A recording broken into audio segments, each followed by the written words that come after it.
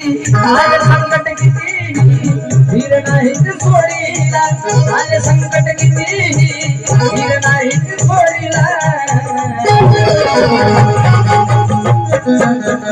पदरी गरिबी होती जरी होता महाकाळ, गरिबीचा होता भयंकाळ, लागत नव्हता चुलीला जाळा, अशी परिस्थिती होती.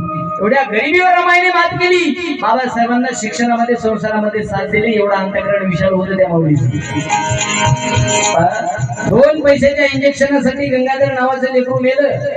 गंगाधराला रमाई डॉक्टराकडे घेऊन गेल्या आणि डॉक्टरला म्हणल्या, डॉक्टर साहेब माझ्या गंगाधरला एखादं इंजेक्शन द्या, गोळी द्या, हो तापेने फनफन करत आहे, तपासा.